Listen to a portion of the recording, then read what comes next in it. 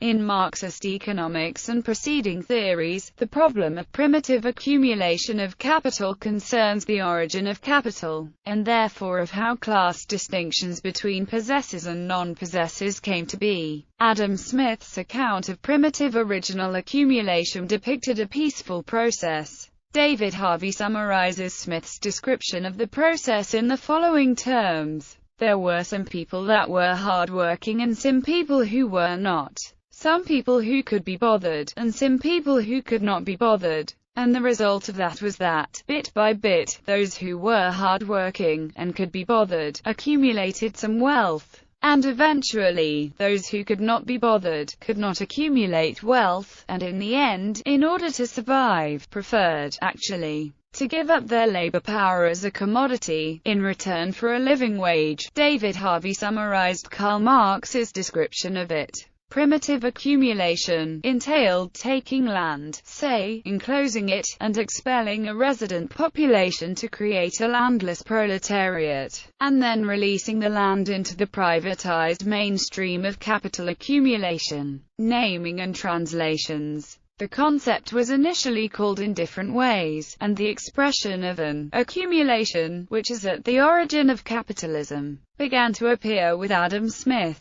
Smith, in his English language The Wealth of Nations, spoke of a previous accumulation, although he never actually refers to accumulation as previous accumulation in The Wealth of Nations. Karl Marx, in the German language Das Kapital, reprised Smith's expression, by translating it to German as ursprünglich. Marx's translators, in turn, rendered it into English as primitive. James Stewart, with his 1767 work, is considered by some scholars as the greatest classical theorist of primitive accumulation. The myths of political economy. In disinterring the origins of capital, Marx felt the need to dispel what he felt were religious myths and fairy tales about the origins of capitalism. Marx wrote, "This primitive accumulation plays in political economy about the same part as original sin in theology. Adam bit the apple, and thereupon sin fell on the human race. Its origin is supposed to be explained when it is told as an anecdote of the past. In times long gone by there were two sorts of people, one, the diligent, intelligent, and, above all, frugal elite, the other, lazy rascals,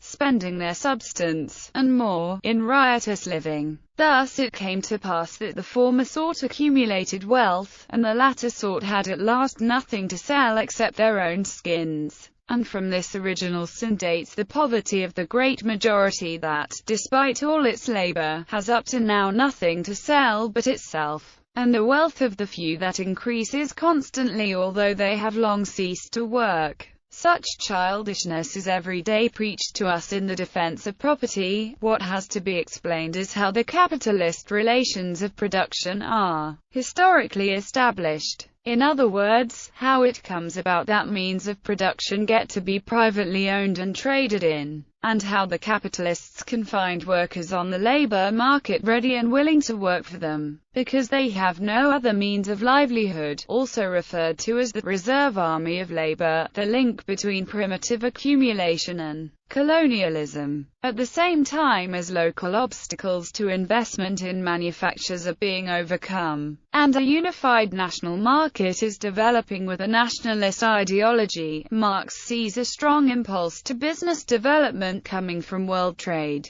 The discovery of gold and silver in America, the extirpation, enslavement and entombment in mines of the aboriginal population, the beginning of the conquest and looting of the East Indies, the turning of Africa into a warren for the commercial hunting of black skins, signaled the rosy dawn of the era of capitalist production. These idyllic proceedings are the chief moments of primitive accumulation. On their heels treads the commercial war of the European nations, with the globe for a theatre. It begins with the revolt of the Netherlands from Spain, assumes giant dimensions in England's anti-Jacobin war, and is still going on in the Opium Wars against China, and c. The different moments of primitive accumulation distribute themselves now, more or less in chronological order, particularly over Spain, Portugal, Holland, France, and England. In England at the end of the 17th century, they arrive at a systematical combination, embracing the colonies, the national debt,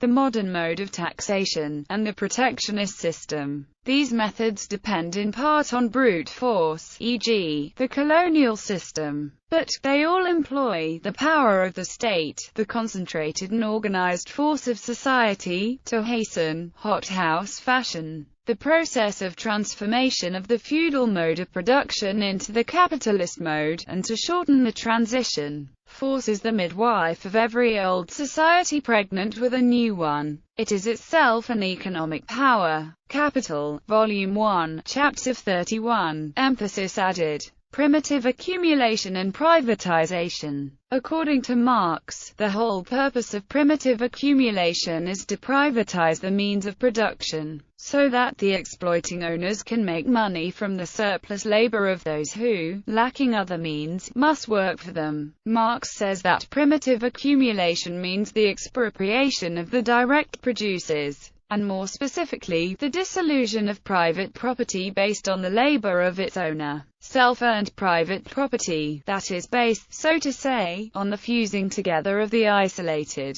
independent laboring individual with the conditions of his labor, is supplanted by capitalistic private property, which rests on exploitation of the nominally free labor of others, i.e., on wage labor. The social relations of capitalism. In the last chapter of Capital, Volume 1, Marx described the social conditions he thought necessary for capitalism with a comment about Edward Gibbon Wakefield's theory of colonization. Wakefield discovered that in the colonies, property and money, means of subsistence, machines, and other means of production, does not as yet stamp a man as a capitalist if there be wanting the correlative, the wage worker, the other man who is compelled to sell himself of his own free will. He discovered that capital is not a thing, but a social relation between persons, established by the instrumentality of things. Mr. Peel, he moans, took with him from England to Swan River, West Australia, means of subsistence and of production to the amount of £50,000. Mr. Peel had the foresight to bring with him, besides, 3,000 persons of the working class, men, women, and children. Once arrived at his destination, Mr. Peel was left without a servant to make his bed or fetch him water from the river. Unhappy Mr. Peel, who provided for everything except the export of English modes of production to Swan River. This is indicative of Marx's more general fascination with settler colonialism, and his interest in how free lands, or, more accurately, lands seized from indigenous people, could disrupt capitalist social relations. Ongoing primitive accumulation. Orthodox Marxists see primitive accumulation as something that happened in the late Middle Ages and finished long ago, when capitalist industry started. They see primitive accumulation as a process happening in the transition from the feudal stage to the capitalist stage. However, this can be seen as a misrepresentation of both Marx's ideas and historical reality. Since feudal-type economies exist in various parts of the world, even in the 21st century, Marx's story of primitive accumulation is best seen as a special case of the general principle of capitalist market expansion. In part, trade grows incrementally, but usually the establishment of capitalist relations of production involves force and violence. Transforming property relations means that assets previously owned by some people are no longer owned by them, but by other people, and making people part with their assets in this way involves coercion. In his preface to Das Kapital Volume 1, Marx writes, "The country that is more developed industrially only shows to the less developed the image of its own future. The less developed countries also face a process of primitive accumulation. It is an ongoing process of expropriation, proletarianization and urbanization." Marx comments that, if, however, the German reader shrugs his shoulders at the condition of the English industrial and agricultural laborers, or in optimist fashion comforts himself with the thought that in Germany things are not nearly so bad, I must plainly tell him that a fabula narratur. Marx was referring here to the expansion of the capitalist mode of production through expropriation processes. He continues, intrinsically, it is not a question of the higher or lower degree of development of the social antagonism that results from the natural laws of capitalist production. It is a question of these laws themselves, of these tendencies working with iron necessity towards inevitable results. David Harvey's theory of accumulation by dispossession. David Harvey expands the concept of primitive accumulation to create a new concept, accumulation by dispossession, in his 2003 book, The New Imperialism. Like Mandel, Harvey claims that the word primitive leads to a misunderstanding in the history of capitalism, that the original primitive phase of capitalism is somehow a transitory phase that need not be repeated once commenced.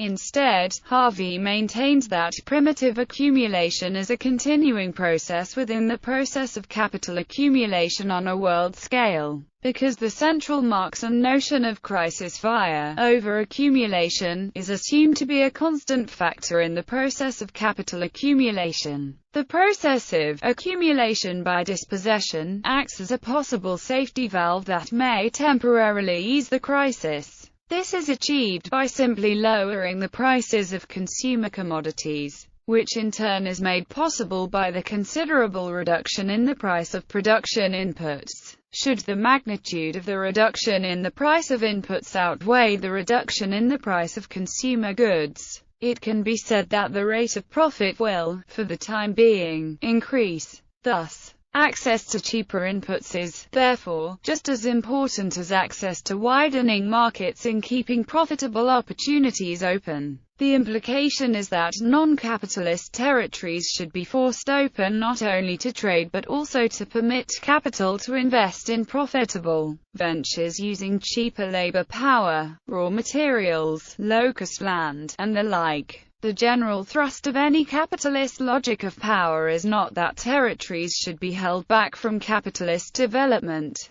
but that they should be continuously opened up. Harvey's theoretical extension encompasses more recent economic dimensions such as intellectual property rights, privatization, and predation and exploitation of nature and folklore. Privatization of public services puts enormous profit into capitalists' hands. If it belonged to the public sector, that profit would not have existed. In that sense, the profit is created by dispossession of peoples or nations. Destructive industrial use of the environment is similar because the environment, naturally, belongs to everyone, or to no one. Factually, it belongs to whoever lives there. Multinational pharmaceutical companies collect information about how herb or other natural medicine is used among natives in less developed country. Do some R&D to find the material that make those natural medicines effective, and patent the findings.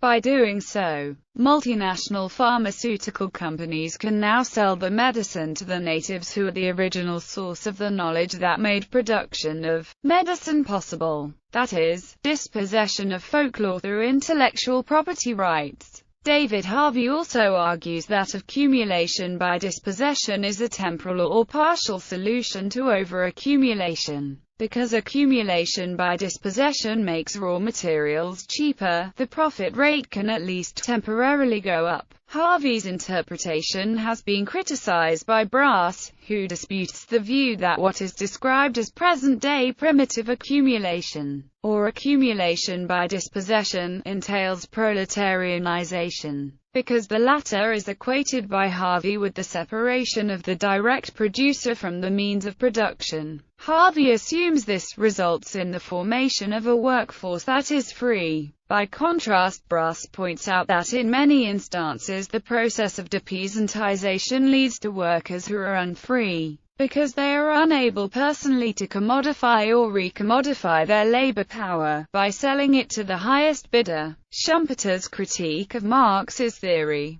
The economist Joseph Schumpeter disagreed with the Marxist explanation of the origin of capital, because Schumpeter did not believe in exploitation. In liberal economic theory, the market returns to each person the exact value she added into it. Capitalists are just people who are very adept at saving and whose contributions are especially magnificent, and they do not take anything away from other people or the environment. Liberalists believed that capitalism has no internal flaws or contradictions, only outside threats. To liberals, the idea of the necessity of violent primitive accumulation to capital is particularly incendiary. Schumpeter wrote rather testily, "The problem of original accumulation presented itself first to those authors, chiefly to Marx and the Marxists, who held an exploitation theory of interest and had, therefore, to face the question of how exploiters secured control of an initial stock of capital with which to exploit, a question which that theory per se is incapable of answering, and which may obviously be answered in a manner highly uncongenial to the idea of exploitation." Schumpeter argued that imperialism was not a necessary jump-start for capitalism, nor is it needed to bolster capitalism, because imperialism pre-existed capitalism. Schumpeter believed that, whatever the empirical evidence, capitalist world trade could in principle just expand peacefully. If imperialism occurred, Schumpeter asserted, it has nothing to do with the intrinsic nature of capitalism itself, or with capitalist market expansion. The distinction between Schumpeter and Marx here is subtle. Marx claimed that capitalism requires violence and imperialism, first, to kick-start capitalism with a pile of booty and to dispossess a population to induce them to enter into capitalist relations as workers, and then to surmount the otherwise fatal contradictions generated within capitalist relations over time. Schumpeter's view was that imperialism is an atavistic impulse pursued by a state independent of the interests of the economic ruling class. Imperialism is the objectless disposition of a state to expansion by force without assigned limits. Modern imperialism is one of the heirlooms of the absolute monarchical state. The inner logic of capitalism would have never evolved it. Its sources come from the policy of the princes and the customs of a pre-capitalist milieu. But even export monopoly is not imperialism, and it would never have developed to imperialism in the hands of the Pacific bourgeoisie. This happened only because the war machine, its social atmosphere, and the martial will were inherited, and because a martially oriented class maintained itself in a ruling position with which of all the varied interests of the bourgeoisie the martial ones could ally themselves. This alliance keeps alive fighting instincts and ideas of domination. It led to social relations which perhaps ultimately are to be explained by relations of production but not by the productive relations of capitalism alone. Joseph A. Schumpeter, The Sociology of Imperialism.